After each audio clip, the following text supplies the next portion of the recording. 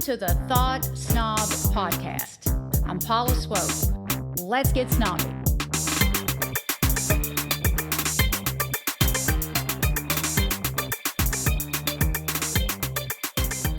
In the last episode, I talked about lessons I learned that helped me evolve. This episode is a continuation of that conversation because over the years, I've learned a lot of things the hard way, and hard-earned wisdom is usually the most valuable kind. We're here to evolve. We're here to be happy and get what we want. I really believe that. I don't believe we're put on this earth just to suffer, struggle, settle, and never get what we want. But for some reason, a lot of us were taught exactly that. I mean, I know I was. Maybe people like Paris Hilton weren't raised with that belief system, but most people I grew up around absolutely were. And judging by the messages I get on social media every day, a lot of you all were too. People are conditioned to expect disappointment, conditioned to believe they should settle or they have to settle. Sometimes they'll settle to thinking they're avoiding disappointment or hurt. Some people are conditioned to play small. So, they don't make Cousin Junior over here feel bad about not having the best life ever. And they're conditioned to think wanting something badly means they probably can't have it. Now, one lesson changed my entire life. Our intuition tells us what we need to know, and sometimes wanting something deeply is intuition speaking to us. And what I'm talking about is that desire that won't leave you alone. That dream that keeps resurfacing, that thing you think about over and over again. You got to pay attention to it. I believe some desires exist because they are meant to pull us toward our path. When something sticks with you for years, when it won't leave your spirit alone, there's a reason. Don't downplay it. Don't ignore it. You're meant to move toward it. So how dare someone tell you that you can't have it? People do that all the time, by the way. And sometimes consciously, sometimes subconsciously. But here's another lesson I learned. Don't tell everybody what you want. Grow in private. Protect your vision while it's fragile. Don't announce your dreams to people who are deeply committed to limitation, fear, being cynical, or misery.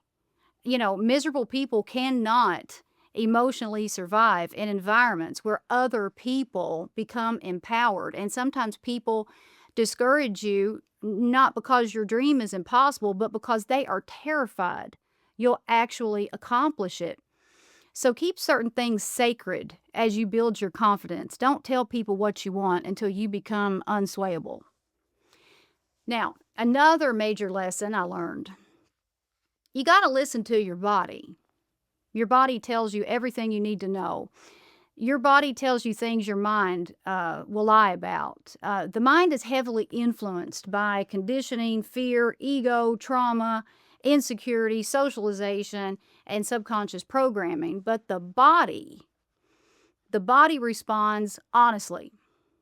For example, have you ever gotten goosebumps while listening to music or felt, emotional during certain songs or watching a sunset or watching certain performances or looking at pieces of art? You just get cold chills or you feel emotional.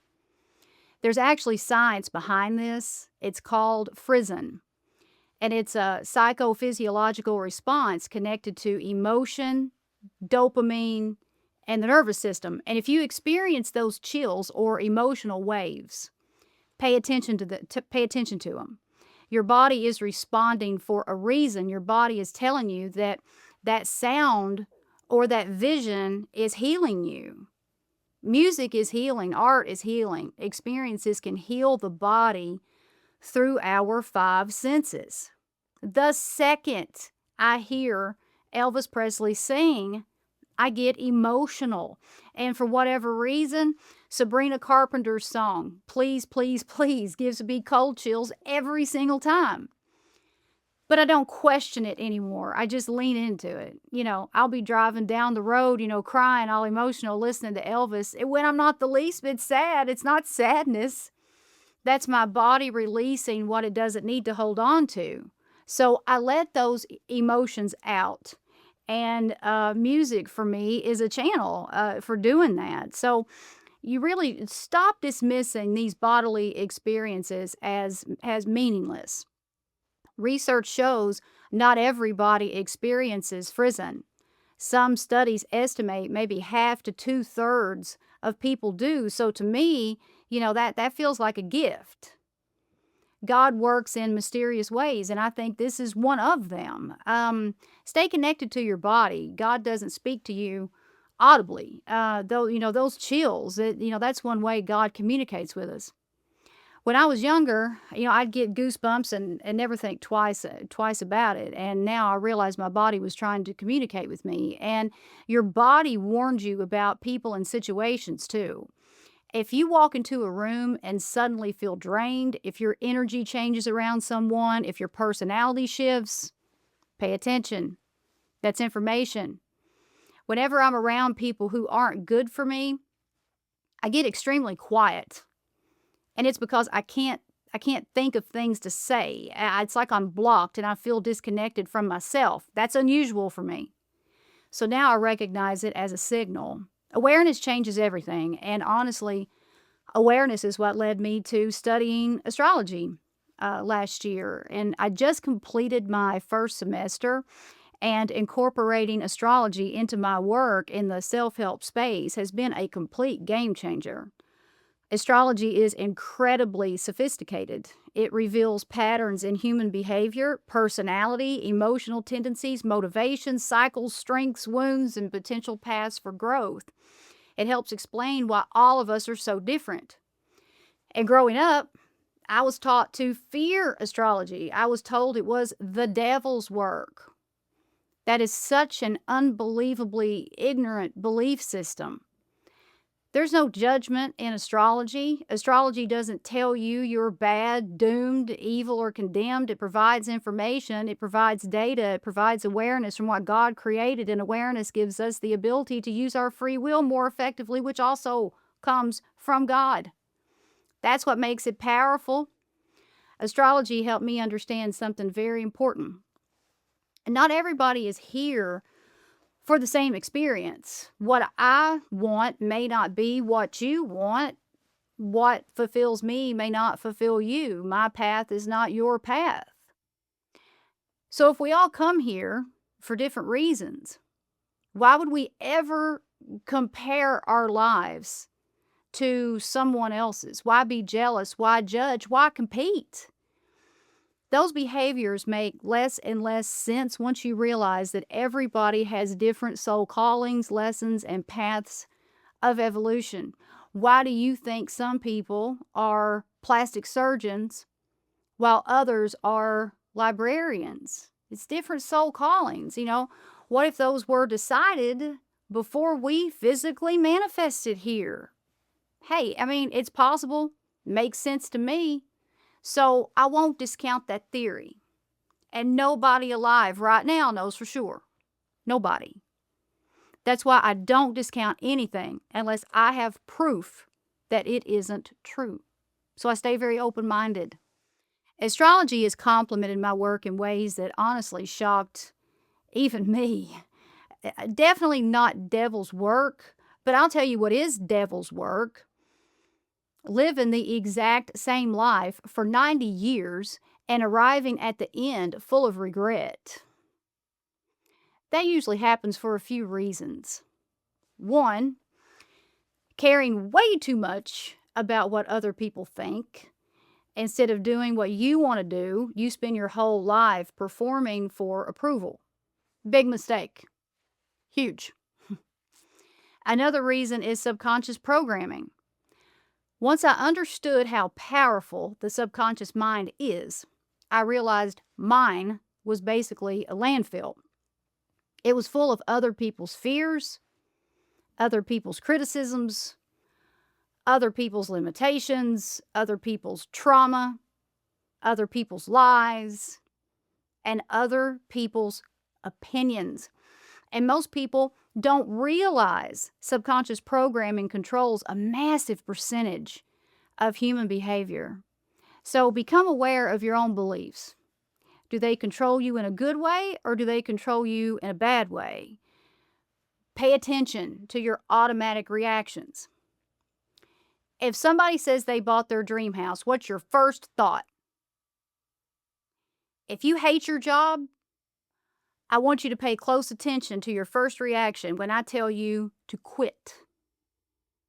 What emotions surface immediately? What surfaces? Is it fear? Is it judgment? Scarcity? Panic? Those reactions reveal beliefs hiding underneath the surface. Learn things about yourself. Study yourself. Question yourself. One of the best tools I've ever found for this is something called morning pages. Every morning, I want you to try this. Fill 3 blank pages with whatever comes to mind. It doesn't have to sound intelligent. It doesn't have to make sense. Don't edit yourself. Just dump everything onto the page. And don't let anyone read it. In fact, don't even reread it yourself for at least 3 months. Put the pages into a folder or, an envelope and just let them be. Leave them alone, because eventually, patterns emerge. The truth emerges. So when you go back and you read your morning pages, you're going to see patterns. You're going to identify truths. Your subconscious starts revealing itself to you, okay? And if you're brutally honest while writing, you'll be shocked by what comes out.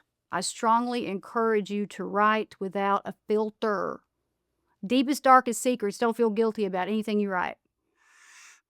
Okay, I'm going to stop here for today.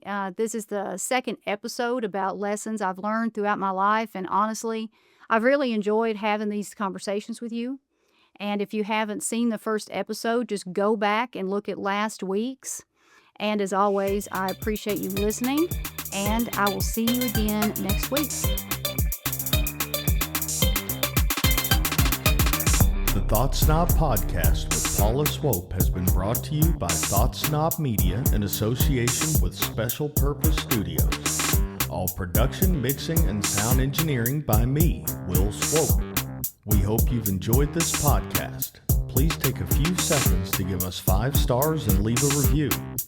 See you on the next Thought SNOB Podcast with Paula Swope.